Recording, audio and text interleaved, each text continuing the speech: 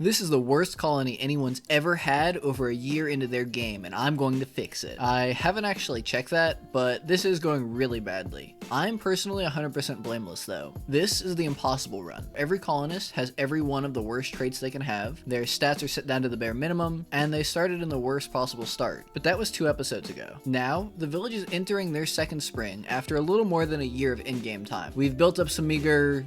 can you even call this a village? Well, whatever it is, it's managed to keep our colonists alive through raids, food issues, and the brutal cold. In this episode, we're going to be moving away from having to outlast every raid and start actually beating them. That's going to involve building infrastructure to get better equipment in our colonists' hands, training up their combat stats, and optimizing our defense for offense instead of depending on delicately defending for a defined duration. The first part of that is moving our corpse storage out a bit further so that seeing our enemies' bodies doesn't affect the mood. It's bumming everyone out now. Next up is research. I want steel and 200 maces so that I can start equipping that in all of our melee fighters' hands. That's going to require 60 blue books and 35 red ones. It's early in spring, but some of the red currants that survived the winter are just now becoming ripe. Boyden can harvest these, but they're going to be planted, not cooked. I'm a little short on food right now, but I'm going to have more issues later on. I need more consistent food, and planting one berry will eventually let me harvest 8 or 10 at a time every time it blooms. It'll also mean less running to each berry bush and less hauling to bring it back to the kitchen. That's not the only food I'm going for. Some deer have decided to come say hello, so I'm happy to see them off.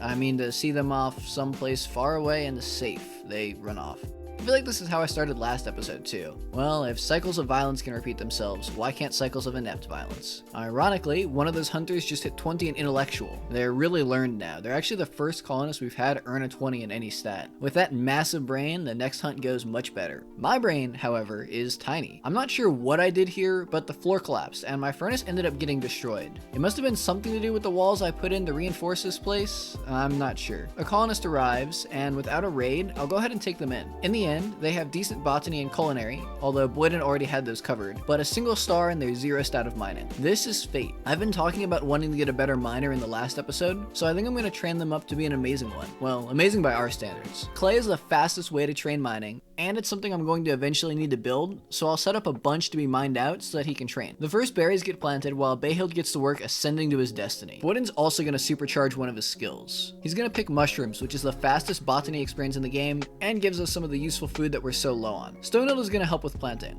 They aren't very good at this, but they don't have much else to do right now, and there's a lot of planting to be done. Padre goes to practice marksmanship on some rabbits, but I honestly forgot just how fast these run away. Timmy's still being productive though. That last set of stairs get knocked down, and some stairs go over here so that there's still access from all edges of the map. I do want to wall off, but I don't want to stall fights out by literally trapping enemies and giving them no way in. Timmy's also going to throw down a replacement smelting furnace on the fixed roof. I do want to put this somewhere else eventually, but until our front is choked off, I just can't afford to. The first part of our defenses goes in, limiting the entrance to almost nothing. Every enemy that wants to get in will eventually pass this single square. Another settler arrives. Jonathan is followed by a raid, but it's all melee enemies, so I'm not too worried. The settler himself doesn't have much in the way of passion, but he's decent at melee and decent at mining. He's going to join Bayhild in providing for our metallurgy and building needs. This might be the best mood anyone's ever been in our colony. Timmy's almost at 50, like a normal colonist who doesn't have any positive modifiers. All this effort is adding up. Although Timmy is not in the mood to pick Jonathan up.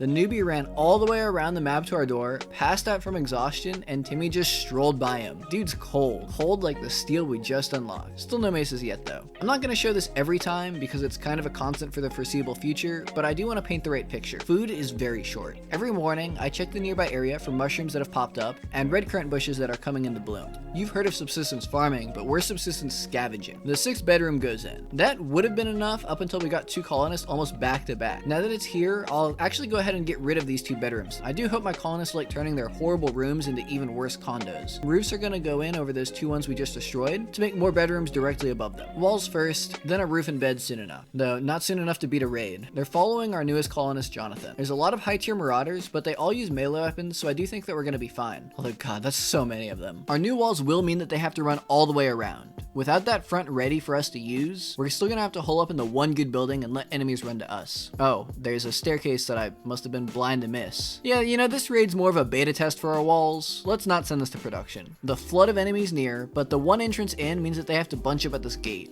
Boyden gets to start stabbing through the grated door since he's using a 2-handed weapon. Meanwhile, the archers start firing away. The enemy chooses to knock down the door instead of hitting Boyden, but his big 2-handed mace is doing a ton of damage. He'll actually 5-shot this high tier door. Just before he can get it though, the raid ends early. Running all the way around our walls took a lot of time. We are going to chase down the one low enemy and put them down to grab their gear. It's not the best stuff, but it is better than what our guys have right now. That's another raid down, although I can't say that I like how we're just timing these out. I have done research and figured out how to mod this out of the game, but it only takes effect when you start a new file. My future runs are definitely going to have that change though. I think it'll make it a lot more interesting and harder, much harder. Back at base, the beds go in for our next pair of bedrooms. I'll also go ahead and unlock maces. I do want steel before I actually make those though. Steel weapons are just better than iron ones in every way. And with melee weapons coming in before too long, I want to start training some of my colonist melee stats. That'll involve bringing Baudry and Jonathan together, letting them drop their weapons, and then having them brawl it out. It's actually really fast experience. Even with their negative modifiers, it only takes a few hours for them to gain around 2,000 experience and cap out for the day. Baudry's health does get a little bit low, but it'll regenerate over time. It's a bruised nose too, not too bad. The colonists all sleep in their own bedrooms now.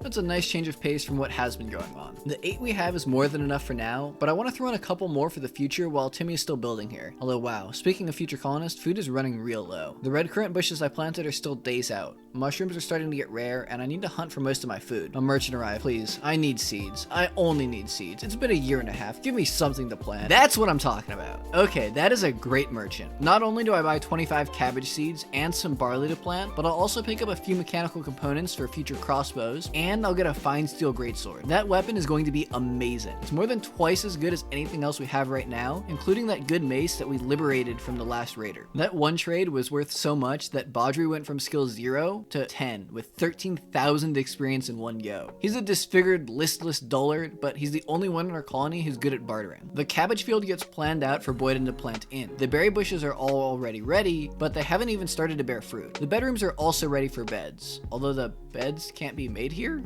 I'm not sure what's causing that.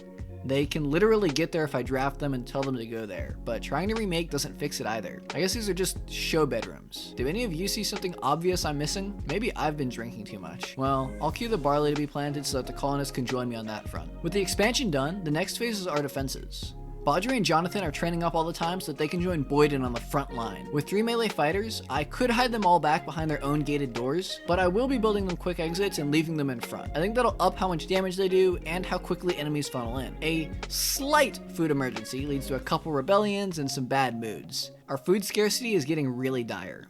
I should have researched skeps or swallowed my pride and put a door in the back entrance so that I could go hunt deer, but we are where we are, and we'll continue to be there. It's not really life or death, mostly. Baudry vomits, then passes out again later that night. That's not good. Well, the next morning, I am gonna have some of them run around the entire map and start hunting. It takes like 4 hours to get here. One deer goes down. I try to chase some others, but they run off, and it's already getting late, so the hunt ends with only moderate success. That's still enough to get some meals going, although not before more end up rebelling and Baudry vomits once again. Life is hard. It's a good thing there was no way to prevent the shortage, or, I mean, whoever's responsible would feel like a real fool. In better news, the front defenses are looking great. The first floor for melee fighters is in, so now I just need some places to put my archers in the fights. Stairs up to a second floor so that they can shoot down on the interior, then more stairs up to a third floor so that they can shoot out whenever they get the chance. I don't have any interior facing archer nests just yet though, although growing food issues make me think that maybe I should. Baudry in particular is having a real bad time of it. He keeps throwing up, which empties his stomach and makes him hungry. That makes him rebel, which makes him eat when he can't, which makes him throw up, and so on and so on. It's not only putting him in a bad mood, but he's consuming a ton of extra food and leading everyone else to starve. While I was playing, I really underestimated just how much extra food he was going through, but now that I'm editing it, he's eating basically any time he would be working. He's downing about 8 meals per day instead of the 1. He's literally doubling the amount of food we have to make per day. Although I don't really solve this for a while, again, I didn't notice at the time. A new settler wants to come, but they'd be followed by a raid, and their stats aren't great. Passions and skills we already have covered, an architect when Timmy's already an accomplished builder. Food's already such an issue, and I don't really think it's worth it, so I'm gonna say no to them. It's the second settler we've had to say no to, unfortunately. Hunters head out while the farms start coming in. Baudry and Jonathan, meanwhile, are eating knuckle sandwiches. I'll finally unlock skeps to help with our food shortages. These let workers cultivate bees for a few hours, which will give us edible honey after a few days. Another hunt. This one really doesn't start well. No kills while the deers run off, but they actually run along our walls and into the singular entrance into our base. Once all of our hunters return, I have Etheldreda mine out the ramp, which actually traps the deer inside. Now, the only squares in and out of the base are through a door that deer can't access. Should have had opposable thumbs, suckers. I'll go into how I plan to use and or abuse this in a bit. I missed the fact that the first cabbage plants are coming up. God, half my colony is rebelling. That's gonna help with food a lot. A merchant might also help. I'll go ahead and buy some meals and some raw food by selling some leather and tallow that I really don't need. By the time this comes out, the update for animal husbandry has been released and you can tame wildlife, but this has to be played on the old patch, which means that trapping deer here is as good as we can do. They're going to be regenerating targets for our range colonists to practice on. I'll assign each to shoot their own deer. With their terrible weapons and stats, it'll take them a while to get any kills, but the deers have nowhere to run, so it's really quick experience. Letting them do this will play a huge role in deterring any future raiders. I will eventually pull them off to handle some other work and let the deer regenerate, but this is totally why I left that staircase in. It wasn't an oversight. Our melee fighters continue to train up. Baudry hit 6 melee when he was 0 just a few days prior. He is picking up some nasty bruises though. Jonathan does not hold back. Bayhold's gonna start on a secret mining project for a future expansion I have in mind. It'll take a few days though. In the meantime, Stonehill has the least work to do, so they're gonna do some more range training. I'm not gonna micro this or pay too much attention to it, more personal laziness than anything. I will occasionally try to check on them to avoid killing all the deer, not targets, that'd be animal cruelty, too quickly. Jonathan is finally starting to get us some honey, and the red currant bushes come in just as the planted cabbages start to run out. I definitely don't have enough cabbage seeds to rely solely on them yet. I'd need 45 or 50 squares of cabbage even if Baudry wasn't eating so much food. So for now, the berry bushes will be a huge help. With food hopefully taken care of now that red currants are blooming, I can also unlock brewing and alcohol to give the colonists some confidence. Oh god, Timmy trapped himself while building the defenses. I'll just fix that and avoid it happening again by putting in some scaffolding. I'll also organize the steel ingot production. That's going to require coal for the smelting, so I'll have them mine that. Wow, we have over 100 raw food stored at once. This is literal dreams from when we started, though Baudry is still having his issues. Over time, I tried manually controlling him, canceling his tasks, and even prohibiting him from eating to try and get him out of this loop, but nothing worked. He'd quit for a day, then go back to it soon after. With that outcrop mined out, I can start putting in a new furnace. This is the start of our metalworking operation. The other furnace is busy with something, or I'd move it over here as well. In the meantime, Timmy can start putting in the actual brewing stations. Can we just get a round of applause for how clean that top right is? Normally it's telling me someone's starving, someone's in a bad mood, someone's rebelling, whatever. But now it's just that one colonist is slightly annoyed. Talk about progress. Those red currants that they're eating are going to be used for booze too.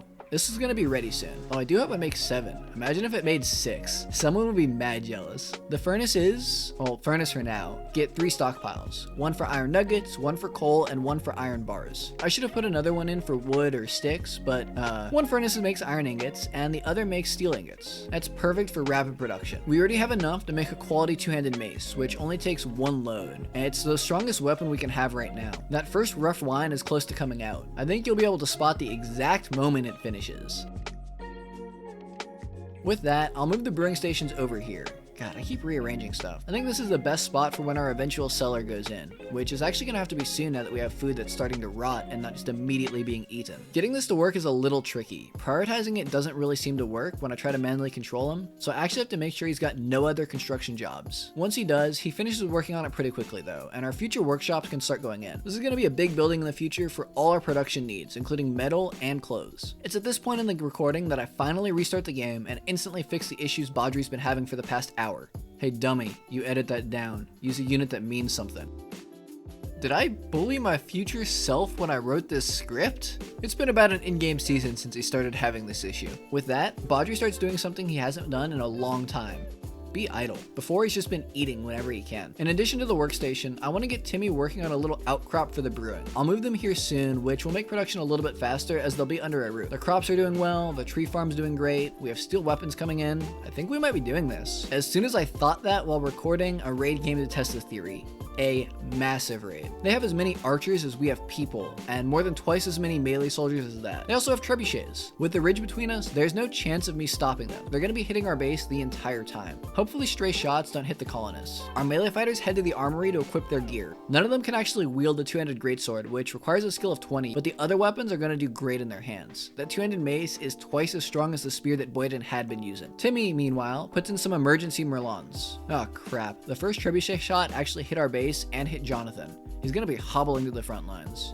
Fortunately, the raiders aren't gonna beat him there. Even though these trebuchets started to shoot more than an hour ago in game, the foot soldiers are slow to advance. They do eventually start heading our way, but it's taking a while for them to actually get to our front gate, so I'm not too worried. Etheldreda can even get some pot shots in before retreating. Now, what are you two doing there? Get back to your post. Oh crap, what post? A trebuchet shot destroyed our funnel. That is not good. Okay, new plan. Melee fighters hold the stairs. Rangers up top to try and pick their archers off as they come in, but They get in position just in time for the enemy to start streaming through our gates. Well, I've suddenly got a bad feeling about this. That shot was horrible for us. Fighting starts to break out. I don't know how much of it is the training we all did, but our archers actually half health an enemy one almost immediately. The melee fight isn't going as smoothly. They're fighting 3v1, but the enemy is armored and we're lacking on that front. They're also an elite soldier, and well, you know, we're not. Both sides are doing pretty good damage to each other. Some of them run past and go up to our production facility to destroy them. We knocked 2 kills for nothing, but good lord they're hitting us hard. The next enemy approaches. Oof, Jonathan gets knocked out and... oh, Wooden's dead. That's the first colonist to die from combat, but I don't think he's gonna be the only one. Bodger gets knocked out almost immediately after. The melee forces run in and towards our archers. They try to buy time and run for cover, but Behild gets caught out and cut down, dead. The other 3 fighters do their best, but it's ultimately not enough. The enemies hit them down and eventually leave after deciding that they've done enough damage, and looking at the state we're in as they stream out, I'm inclined to agree. 2 of us are conscious, the rest aren't. They're bleeding out pretty badly. Everything that could be destroyed already has been. Ultimately, we survived a while, but we're just so weak.